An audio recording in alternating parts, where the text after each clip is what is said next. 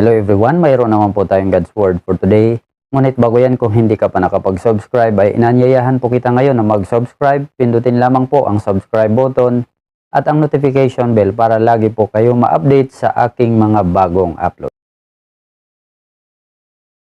Na ang ating teksto ngayon na pag-uusapan ay nandito po sa 2 Korintos 5:17. Ang sabi po, kaya't kung nakipag-isa na kay Kristo ang isang tao, isa na siyang bagong nilalang. Wala na ang dati niyang pagkatao, sa halip ito'y napalitan na ng bago. Now, ang ating topic ngayon na pag-uusapan, napakahalaga ng pagbabago. Aralin po natin ito sa kwento ng isang uod.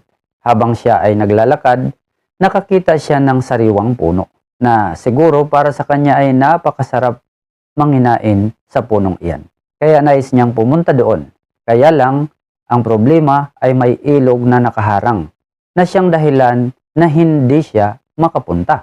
Kaya ang ginawa niya ay naghanap siya ng safe na lugar, tapos naglalabas siya ng silk at gagawa ng kukon sa sarili niya. 2 weeks hanggang ilang buwan ang proseso, hanggang sa naging paru-paro na siya. Nakalipad na siya at napuntahan na niya ang mga sariwang puno na maraming bulaklak. Alam mo ba kapatid na tayo ay parang uod, na nais nating makapasok sa langit na parang sariwang puno.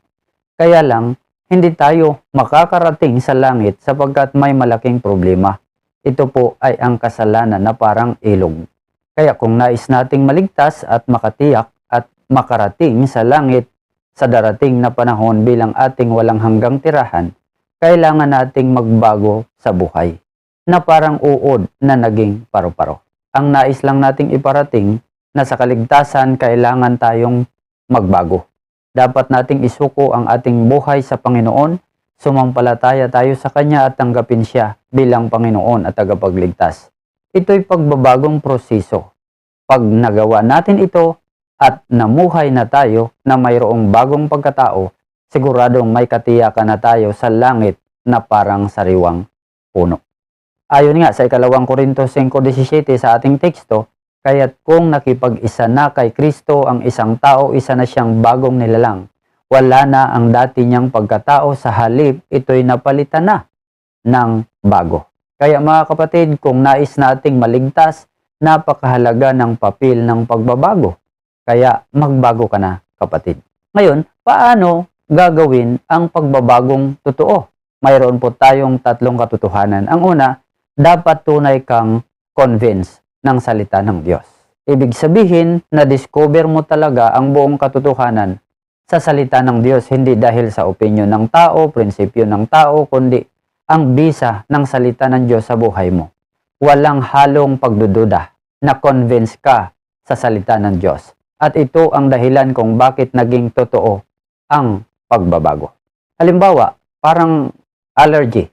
Lagi kang na-allergy sa mga kinakain mo at nagseryos ang allergy mo, kaya nagpa-check up ka. Ang sabi ng doktor, iwasan mo ang mga nagtitrigger na pagkain tulad ng hipon, pasayan, alimango, tulingan at iba pang pagkain. Ngayon, pag convince ka sa sinasabi ng doktor, pinaniniwalaan mo, mag-change lifestyle ka na ngayon.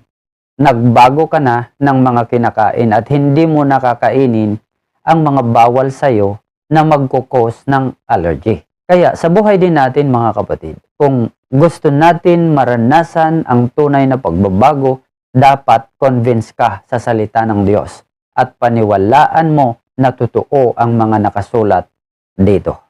So paano gagawin ang pagbabagong totoo? Una, dapat tunay kang convince ng salita ng Diyos. Number 2, dapat tunay ang pananampalataya kay Jesus. Walang mababago sa sarili mo kung hindi tunay ang pananampalataya mo kay Jesus. Ibig sabihin, hindi ka seryoso, binabaliwala lang. Halimbawa, sabi ng Bible, sa paraan ng kaligtasan ay sa pamamagitan ng pananampalataya. Ayon po yan at mababasa yan sa 2 Timoteo 3:15 at sa Juan 3:16. Ngayon, kung ayaw mong maniwala sa pahayag na ito, namili ka lang ng ibang verse, pero ayaw mong maniwala na ang paraan ng kaligtasan ay sa pamamagitan ng pananampalataya, siguradong walang mababago sa iyo. Dahil ang tunay na pananampalataya kay Jesus ay magbubunga ng tunay na pagbabago. Kaya kung may nakita kang nagdadala ng Bible, nangangaral din, nagtuturo din, sumasamba, pero walang tunay na pananampalataya kay Hesus, siguradong walang mababago sa kanya. Nakikita mo lang na parang bago. Pero ang katotohanan, ang dami pa palang tinatagong kasalanan. Hindi pa pala honest ang pamumuhay sa harap ng Diyos at sa kapwa. Alam mo kapatid, ang tunay na may pananampalataya kay Hesus ay may tunay po yan na pagbabago at pagsunod sa Panginoong Hesus bilang master ng ating buhay. So paano gagawin ang pagbabagong totoo? Number 2, dapat tunay ang pananampalataya kay Hesus. Number 3, dapat magpasakop ka sa kalooban ng Panginoon at handa kang magpabago sa Kanya. Alam mo kapatid, ang tunay kasi na magpapasakop kay Hesus, yung susuko kay Hesus, ay hindi lang ito makikita sa pananalita, kundi gagawin niya ito at handa kang magpailalim sa kalooban ni Hesus. Kaya, pag sinabi ni Hesus bilang Panginoon na alisin mo na, iwasan mo na, bitawan mo na, huwag mong ipagpatuloy ang ganyang uri ng pamumuhay anak. Ang sasabihin mo naman, opo Panginoon, aalisin at iiwasan ko na ito. So ang tunay na sumusunod sa Diyos at ang tunay na may pananampalataya sa Diyos ay nakahandang magpabago sa Diyos. Always yes ka pagkalooban na ng Panginoon. Hindi ka nagmamatigas, hindi ka magbubulag-bulagan at magtutulog-tulugan at magbibingi-bingihan. Anong sabi ni Hesus sa kanyang mga tunay na tupa o tagasunod? Sa John chapter 10 verse 27, "My sheep hear my voice, and I know them, and they follow me." Napakaliwanag po na ang sabi, they follow me. So paano gagawin ang pagbabagong totoo? Review muna tayo sandali. Number 1, dapat tunay kang na-convince ng salita ng Diyos. At number 2, dapat tunay ang pananampalataya mo kay Hesus. At number 3, dapat magpasakop ka sa kalooban ng Panginoon at handa kang magpabago sa Kanya. Para naman po sa ating application, mga kapatid, kung nais nating makatiyak sa langit, hindi ito pagalingan ng talino sa Biblia.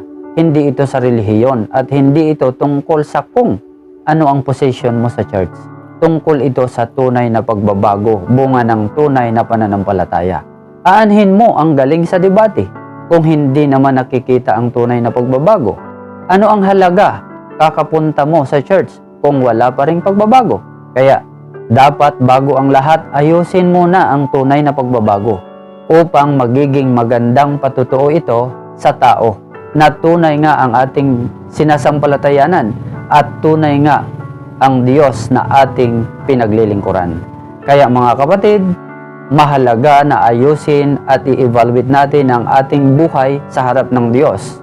Kung mayroon na ba tayong tunay na pagbabago at kung tunay ba na may bisa ang salita ng Diyos sa ating buhay upang tiyak na makarating tayo sa langit tulad ng uod na naging paru-paro.